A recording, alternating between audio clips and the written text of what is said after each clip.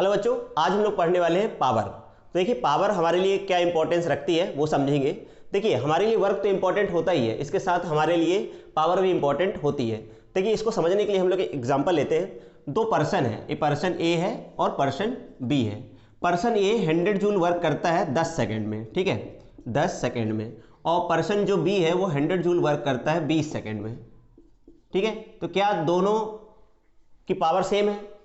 देखिए पावर को हम लोग कैसे डिफाइन करते हैं? पावर को हम लोग डिफाइन करते हैं work done per unit time. तो ये 10 सेकंड में करता है, 10 सेकंड में ये करता है 100 जूल। तो एक सेकंड में कितना वर्क करता होगा? ये 100/10, मतलब ये करता है 10 जूल पर सेकंड। और ये व्यक्ति 20 सेकंड में करता है 100 जूल वर्क, 100 जूल वर्क। तो एक सेकंड में ये कितना करता होगा? एक सेकंड में ये करता होगा 100/20, मतलब 5 जूल पर सेकेंड, ठीक है। तो दोनों की रेट ऑफ डूइंग अलग अलग है, या दोनों के काम करने की जो रेट है वो अलग अलग है, ठीक है। तो ये व्यक्ति 10 जूल पर सेकंड करता है और ये 5 जूल पर सेकंड, मतलब ये जो बॉडी है या पर्सन है, ये जो मशीन है वो फास्ट है, और ये जो पर्सन है, ये जो बॉडी है, ये कैसा है? स्लो है, ठीक है। ये जल्दी जल्दी वर्क करता है, ये थोड़ा स्लो वर्क करता है। तो अगर हम लोग बात करें, तो अगर हम लोग को चुनना हो, सिलेक्ट करना हो कौन अच्छा है, तो हम बोलेंगे ए अच्छा है, क्योंकि ए बी के कंपैरिजन में ज़्यादा फास्ट काम करता है। तो हम लोगों ने रेट ऑफ डूइंग निकाली यहाँ पे, एक सेकंड में पर यूनिट टाइम में वो कितना वर्क करता है, वही उसकी क्या है? पावर है। जिसकी पावर ज़्यादा होगी, है ना, वो अच्छा है। तो हमारे लिए पावर भी इंपॉर्टेंस रखती है, या हमारे लिए इंपॉर्टेंट होती है। तो देखिए पावर को हम लोगों ने कैसे डिफाइन किया? Rate of doing work, rate of doing work को हम लोग पावर कहते हैं, या फिर rate of transfer of energy. जब अगर हम लोग एनर्जी ट्रांसफ़र की बात करते हैं, तो एनर्जी किस रेट से ट्रांसफ़र हो रही है, उसे ही हम लोग किस रेट से ट्रांसफ़र हो रही है उसे ही हम लोग पावर कहते हैं। बेसिकली जो घर में इंस्ट्रूमेंट होते हैं, बल्ब, टीवी, ये इलेक्ट्रिकल एनर्जी से चलते हैं, इलेक्ट्रिसिटी से चलते हैं। तो इलेक्ट्रिसिटी जब हम इन्हें देते हैं, बल्ब में इलेक्ट्रिसिटी क्या होती है? इसमें स्पेंड होती है, खर्च होती है, तो वो हीट में कन्वर्ट होता है, बल्ब से हीट रेडिएट होती है। तो बेसिकली वहाँ पे इलेक्ट्रिकल एनर्जी हीट एनर्जी में कन्वर्ट हो रही होती है, ट्रांसफ़र हो रही होती है, ठीक है। तो एनर्जी किस रेट से ट्रांसफ़र हो रही है, वहाँ पे हम लोग बात करेंगे इलेक्ट्रिकल पावर की, है ना। इलेक्ट्रिकल एनर्जी किस रेट से हीट में कन्वर्ट हो रही है, वो हम लोग बोलेंगे इलेक्ट्रिकल पावर। वहाँ पे इलेक्ट्रिकल एनर्जी ट्रांसफ़र होती है हीट में, तो किस रेट से एनर्जी स्पेंड हो रही है वो कहलाएगी इलेक्ट्रिकल पावर। तो अभी तो हम लोग पावर की सिर्फ बात कर रहे हैं, कोई मशीन किस रेट से वर्क करती है, कोई पर्सन किस रेट से वर्क कर रहा है, पर यूनिट टाइम में कितना वर्क करता है, एक सेकंड में या एक घंटे में वो कितना काम करता है, वो उसकी पावर कहलाती है। तो rate of transfer of energy या फिर रेट ऑफ डूइंग वर्क, कोई बॉडी किस रेट से वर्क कर रही है वो उसकी पावर है। इसे हम लोग पी से रिप्रेजेंट करते हैं, पावर को पी से रिप्रेजेंट कर रहे हैं हम लोग। If an agent do W work in time T, यदि कोई पर्सन है, कोई एजेंट है, एजेंट मतलब जो वर्क को परफॉर्म कर रहा है, मशीन हो सकता है, पर्सन हो सकता है, कोई पर्सन या मशीन किस, मान लेते हैं डब्ल्यू वर्क कर रही है कितने टाइम में? टी टाइम में। तो उसकी पावर कितनी हो जाएगी? Power is equal to W/T, power is equal to work upon time. तो P is equal to W/T, ठीक है, P is equal to W/T। अब हम लोग बात करें इसकी यूनिट की, तो पावर को हम लोग P से रिप्रेजेंट करते हैं, और पावर का फार्मूला होता है वर्क अपॉन टाइम। ये फार्मूला हो गया वर्क का। अब हम लोग देखें इसकी यूनिट, ठीक है, यूनिट देखिए, यूनिट या SI यूनिट, SI यूनिट जो होती है पावर की वो होती है वाट। SI यूनिट क्या है? वाट। इसको हम लोग W से रिप्रेजेंट करते हैं, ठीक है। तो SI यूनिट क्या है इसकी? वाट, वाट। या फिर हम लोग कह सकते हैं इसकी यूनिट दूसरी लिख सकते हैं, वर्क की यूनिट हो गई जूल। देखिए W मतलब वाट नहीं है, इधर पे ये वर्क है, वर्क और W की यूनिट होती है, ये वर्क की यूनिट होती है जूल, और टाइम यूनिट होती है सेकेंड। तो इसलिए हम लोग इसकी यूनिट लिख सकते हैं, या फिर हम लोग कह सकते हैं इसकी यूनिट जूल, जूल पर सेकेंड, या फिर जूल पर सेकेंड, ऐसे लिखते हैं। जूल पर सेकेंड पूरा लिखेंगे, सिंबल में लिखेंगे जूल अपॉन सेकेंड। तो जूल पर सेकेंड ये इसकी यूनिट है। तो हम लोग लिख सकते हैं पावर की यूनिट होगी वाट, तो W is power is equal to ये हो गया, तो पावर की यूनिट होगी watt, 1 watt is equal to 1 joule upon 1 second, ठीक है। 1 वाट, यहाँ पे W वाट है, यहाँ पे वर्क, ठीक है, वर्क की यूनिट होगी जूल, ठीक, और ये W हो गया वाट। तो 1 watt is equal to 1 joule upon 1 second. 1 watt is equal to 1 joule upon 1 second. इसका मतलब हम लोग से कई बार डिफाइन करने को आता है, डिफाइन 1 वाट पावर, है ना। तो 1 वाट पावर क्या हो जाएगी, 1 वाट पावर या 1 वाट पावर को हम लोग कैसे डिफाइन करेंगे, 1 वाट पावर। तो इसकी जो यूनिट होती है ऐसा यूनिट पावर की, वो होती है वाट या फिर जूल पर second, joule upon second.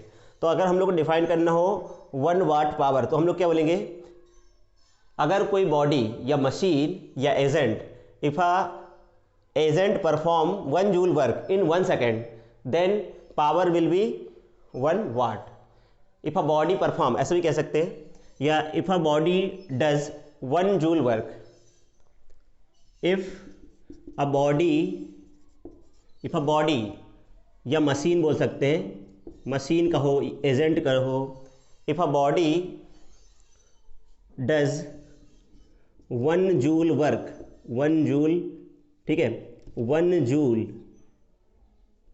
Joule work in 1 second, अगर कोई बॉडी 1 जूल वर्क 1 सेकेंड में करती है, then power of body will be 1 watt. कितनी होगी, 1 वाट। तो 1 वाट पावर को हम लोग ऐसे डिफाइन कर सकते हैं। यदि कोई बॉडी या मशीन या एजेंट, ठीक है, एजेंट भी लिख सकते हो, एजेंट मतलब कोई जो काम को कर रहा है। इफ अ बॉडी, मशीन और agent does 1 joule work in 1 second then power of body will be 1 watt. ठीक है, तो ये बात की हम लोगों ने पावर के बारे में। तो हमारे लिए वर्क, तो जैसे मैंने पहले ही बोला था, वर्क हमारे लिए इंपॉर्टेंट तो है ही, साथ साथ रेट ऑफ डूइंग भी इंपॉर्टेंट होती है। कोई बॉडी किस रेट से वर्क कर रही है वो हमारे लिए इंपॉर्टेंस होता है, या हमारे लिए उसकी इंपॉर्टेंस होती है। अगर कोई बॉडी स्लो वर्क कर रही है तो अच्छा नहीं है, अगर कोई बॉडी फास्ट वर्क कर रही है तो हम लोग उससे काम कराना पसंद करेंगे, उस मशीन से काम कराना पसंद करेंगे। तो ये तो बात हो गई पावर के बारे में। पावर का फार्मूला हो गया, power is equal to work upon time, power की यूनिट होगी वाट, है ना। 1 वाट को हमने डिफाइन कर दिया है। इफ अ बॉडी और machine agent does 1 joule work in 1 second then power of body will be 1 watt होगी। चलिए पावर से रिलेटेड हम लोग जो हमारी बुक में एग्जाम्पल दिए हैं उनको सॉल्व करते हैं। पहले आप इसे नोट कर लीजिए, फिर हम लोग क्वेश्चंस को सॉल्व करते हैं। चलिए एग्जाम्पल 11.7 को सॉल्व करते हैं।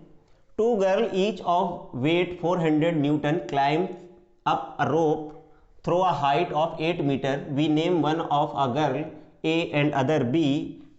Girl A takes 20 seconds and girl B take 50 seconds to complete this task. What is the power expended by each girl? तो दो लड़कियां हैं, एक का नाम A है एक का नाम B है। दोनों 15 मीटर हाइट तक चढ़ती हैं एक रस्सी की सहायता से। एक रोप है, रोप से वो दोनों 8 मीटर हाइट तक क्लाइम करती हैं, चढ़ती हैं। दोनों का वेट 400 न्यूटन है। तो गर्ल ए उस काम को 20 सेकंड में कंप्लीट कर लेती है, मतलब 8 मीटर डिस्टेंस चढ़ जाती है ऊपर रस्सी की सहायता से। और दूसरी जो गर्ल है, लड़की है बी जो है, वो 50 सेकंड में चढ़ती है, 8 मीटर डिस्टेंस कवर करती है, रस्सी से ऊपर हाइट तक चढ़ती है 8 मीटर। तो देखिए दोनों के लिए हमको बात करना है, तो हम लोग गर्ल ए के लिए बात करें। फॉर ए या फॉर गर्ल ए, गर्ल ए के लिए बात करें, गर्ल ए के लिए बात करें। और फॉर गर्ल बी के लिए बात करें। तो देखिए दोनों का वेट है। गर्ल ए के लिए अगर बात कर रहे हैं हम लोग तो वेट कितना है, वेट जो है वो हो गया mg कितना है दोनों का, 400 न्यूटन। इसमें भी वेट mg जो है वो 400 न्यूटन है, ठीक है। अच्छा, अब इसने चला कितना, हाइट चला 8 मीटर, इसने भी 8 मीटर, हाइट जो है 8 मीटर। टाइम इसको कितना लगा, टाइम इसको लगा है 50 सेकेंड।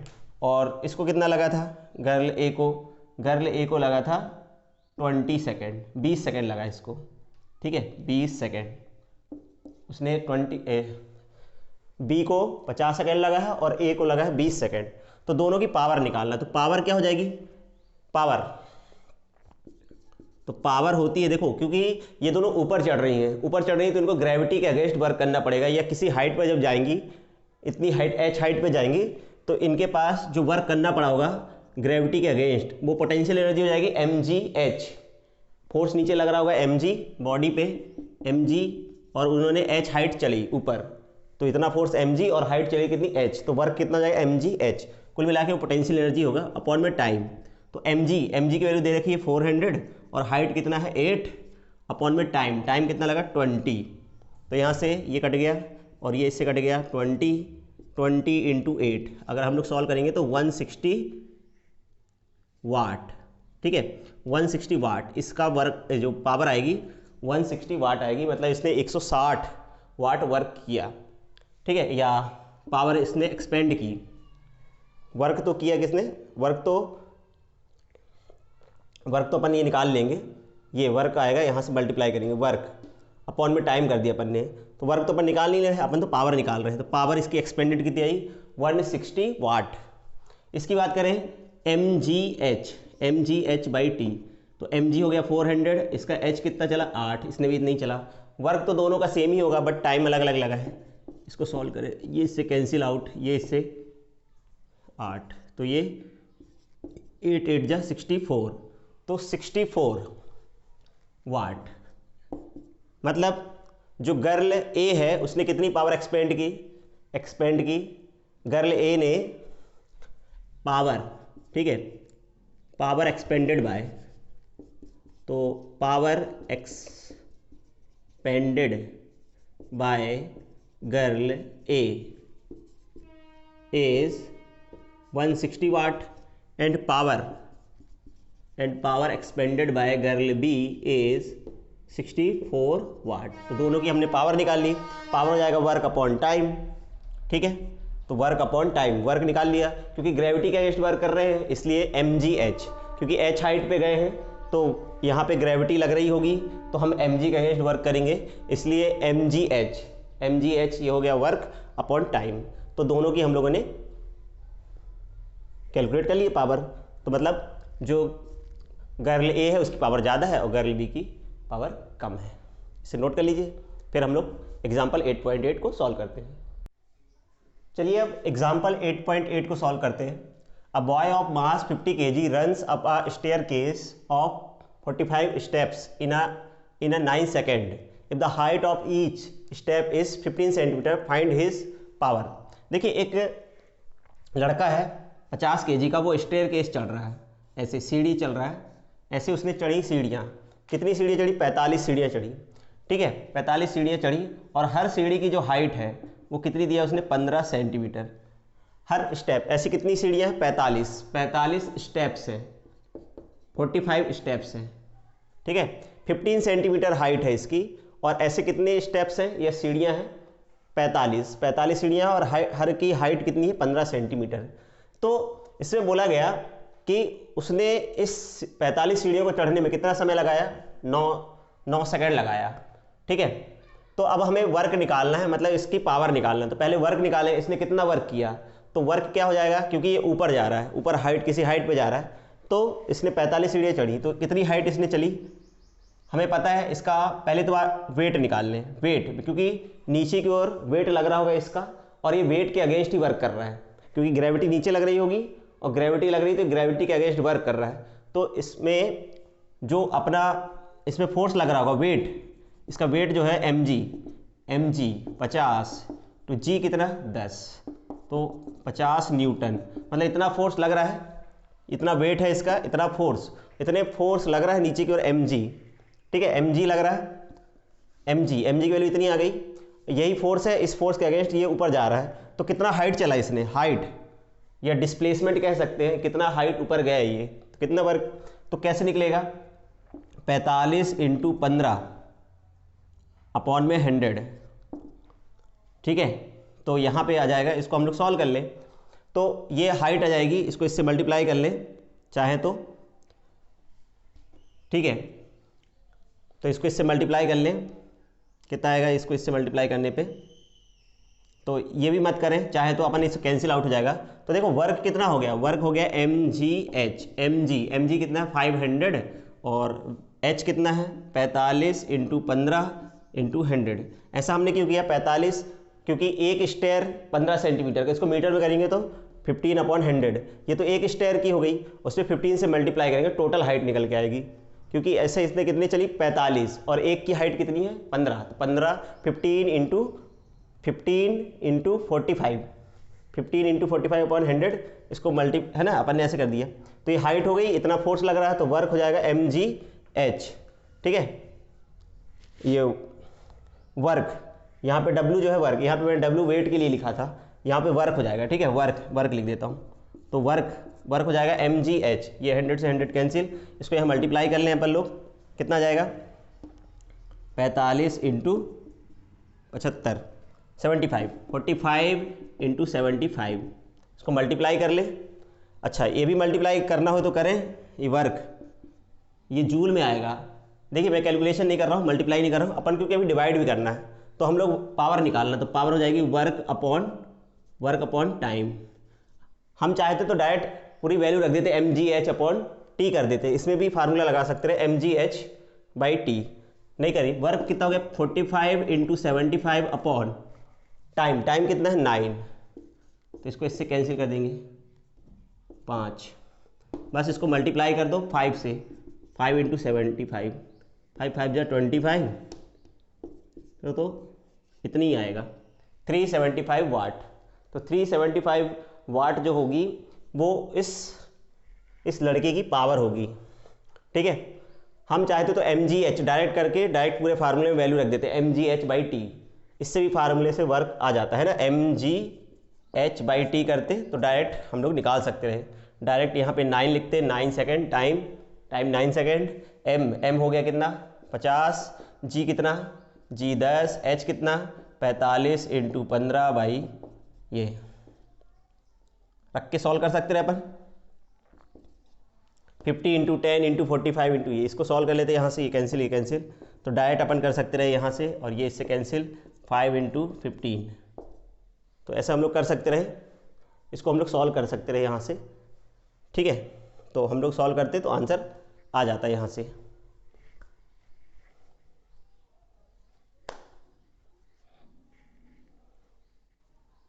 तो यहाँ से 375 वाट, ये भी आंसर आ जाता है। इस तरीके से भी इस क्वेश्चन को किया जा सकता था, है ना, डायरेक्ट तरीके से। बाकी मैंने स्टेप बाय स्टेप किया, कितना फोर्स लग रहा, फोर्स, फिर कितना डिस्प्लेसमेंट चले तो वर्क निकाल लिया, वर्क कितना आ गया, फिर उसको टाइम से डिवाइड कर दिया, तो क्या आ गया हमारे पास, ये इसकी पावर आ गई। ठीक है।